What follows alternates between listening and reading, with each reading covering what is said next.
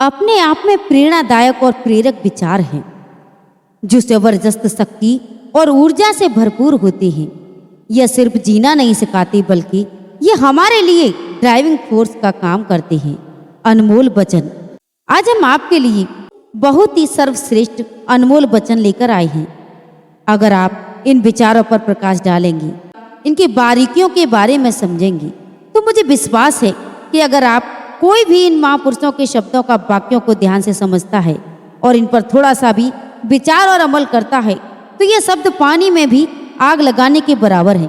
यानी ये शब्द आपके जीवन की दिशा और दशा दोनों को बदलने में सामर्थ्य है। तमाम महापुरुषों के चुने हुए अनमोल वचनों का एक गुलदस्ता है जिसको गहन शोध और अध्ययन के द्वारा चुनकर निकाला गया है। हमें उम्मीद है हमारा यह प्रयास आपके जीवन को बेहतर बनाने में मददगार सिद्ध होगा। क्या नए अनमोल वचन जीवन जीने की कला है? जीवन में तो हम सब ही जीते हैं, लेकिन क्या आपने कभी सोचा है कि क्या हम सही रास्ते पर चल रहे हैं? क्या हमारा चुनाव सही है? क्या हम जहां जाना चाहते हैं उसका सही मार्ग यही है? क्या हम अपने लक्ष्य को प्राप्त करने का यही सही और उचित रास्ता मानते हैं? यहाँ आपको सबसे अच्छे और सत्य अनमोल वचन के साथ साथ जीवन की सच्चाई के अनमोल वचन बिल्कुल साफ साफ सुनने को मिलेंगे। इसलिए आपसे एक विनती है कि वीडियो को पूरा देखना और इन वचनों को सुनने के बाद उन पर अमल जरूर करना। मैं आपको विश्वास दिलाती हूँ कि ये अनमोल वचन आपके जीवन को जीने का तरीका ही बदल देंगे। कर्म ही मनुष्य के जीवन को पवित्र और अहिंसा बनाता है। तुम जो भी कर्म प्रेम और सेवा की भावना से करते हो वह तुम्हें परमात्मा की ओर ले जाता है। जिस कर्म में घृणा छिपी है वह परमात्मा से दूर ले जाता है। कर्म ही पूजा और कर्तव्य पालन भक्ति है। अपना कर्म ही मनुष्य को संसार में गौरव अथवा पतन की ओर ले जाता है। फल मनुष्य के कर्म के अधीन है। बुद्धि कर्म के अनुसार आगे बढ़ने वाली है। तथापि विद्वान और महात्मा लोग अच्छी तरह विचार कर कर ही कोई काम करते हैं। जैसे तेल समाप्त हो जाने पर दीपक बुझ जाता है, उसी प्रकार कर्म के छीड़ हो जाने पर देव नष्ट हो जाता है। जैसे फल फूल किसी की प्रेरणा के बिना अपने समय पर वृक्षों में लग जाते हैं, उसी प्रकार पहले किए हुए कर्म भी अपने फल भोग के समय का उल्लंघन नहीं करते। निष्काम कर्म ईश्वर को तृढ़ी बना देता है और ईश्वर उसे सूद सहित वापस करने के लिए बाध्य हो जाता है। कर्मशील व्यक्ति के लिए हवाएं मधु बहती है, नदियों में मधु बहता है और औषधियां मधुमेह हो जाती हैं। फल को सामने रखकर कर्म को प्रवृत्ति होने वाले प्रकार में दीन होते हैं। कार्य की अधिकता से उकताने वाला व्यक्ति कभी कोई बड़ा कार्य नहीं कर सकता। आदमी काम की अधिकता से नहीं, उसे भार समझकर अनियमित रूप से करने से पर थक जाता है। जीव ईश्वर का ही अंश है। ईश्वर प्रत्येक व्यक्ति को सच और झूठ में से एक को चुनने का अवसर अवश्य देता है।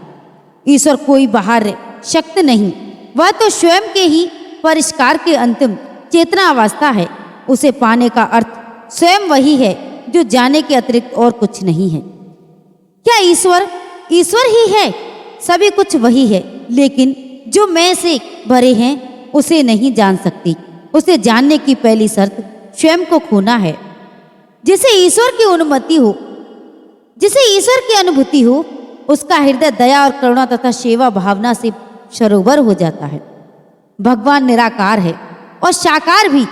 फिर इन दोनों की अवस्थाओं से जो है वे भी केवल दो ही हैं।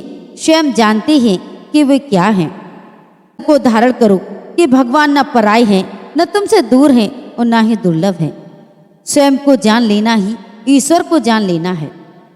इच्छा मनुष्य को ठीक उसी प्रकार खा जाती है जिस प्रकार कपड़े को कीड़ा खा जाता है।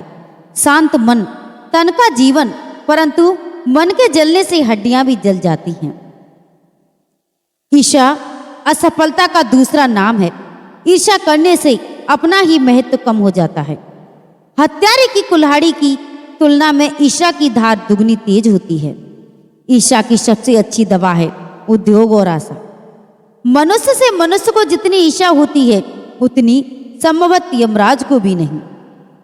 प्राय समान विद्या वाले लोग एक दूसरे के यश से ईर्ष्या करते हैं। सबकी उन्नति में ही अपनी उन्नति जानकर कभी किसी के साथ ईर्ष्या न करो। अज्ञान के समान दूसरा कोई बैरी नहीं। दुख यदि मौत के लिए है तो वह अज्ञानता की कोख में पैदा होता है। अज्ञानी के लिए मौन से श्रेष्ठ कुछ नहीं। जहां अज्ञान है वहां दुख आकर ही रहेगा। अज्ञानी की दास्ता से मृत्यु श्रेष्ठकार है। संतोष से बढ़कर कोई सुख नहीं और धैर्य से बड़ी कोई शक्ति नहीं। स्वयं को ज्ञानवान समझना सबसे बड़ा अज्ञान है और अज्ञानी सदा दुखी रहता है। अज्ञान से बड़ा शत्रु कोई नहीं। जितना हम अध्ययन करते हैं उतना ही हमको अज्ञान का आभास होता है। अनुभव तर्क से परे है। अनुभव सिर्फ ज्ञान नहीं देता बल्कि वासनाओं से मुक्ति दिला देता है। बिना ठोकर खाए आदमी की आंख नहीं खुलती। हमारे आध्यात्मिक अनुभव शब्दों से नहीं बल्कि हमारे दृष्टांतों के द्वारा व्यक्त किए जाने चाहिए। ठोकर लगे और दर्द हो तभी मैं सीख पाता हूं। दूसरों के अनुभव से लाभ उठाने वाला ही बुद्धिमान है। अहंकार, किसी भी अवस्था में अहंकार न करें। अहंकार से रहते प्रेम संभव नहीं। अहंकार नरक का मूल है। जिसे होश होता है वो कभी घमंड नहीं करता। समस्त बड़ी गलतियों की तह में अहंकार की मूल कारण होता है। अभिमानी व्यक्ति स्वयं को ही खा जाता है। अहंकार करना मूर्ख का काम है। गर्व ने देवदूतों को भी नष्ट कर दिया। घमंड से आदमी फूल सकता है, फल नहीं सकता। अहंकार पूर्ण जीवन को छोड़ देना ही जीवन का सौंदर्य है। अहंकार से समूल नाश से तृष्णाओं का अंत होता है। अहंकारी का विनाश जरूरी है। तुम्हारे लिए धर्म पुस्तक, देवालय और प्रार्थना की कोई आवश्यकता नहीं यदि तुमने अहंकार त्याग दिया है। धन के मद से मतवाला मनुष्य गिरे बिना होश नहीं आता। मनुष्य जिस समय पशु तुल्य आचरण करता है उस समय पशुओं से भी नीचे गिर जाता है। आचरण भाव का प्रकट रूप है। श्रेष्ठ पुरुष जो करता है अन्य पुरुष भी उसे अनुसार व्यवहार करने लगते हैं। परमेश्वर की दृष्टि में सदाचारी मनुष्य अत्यंत सम्मानित समझा जाता है।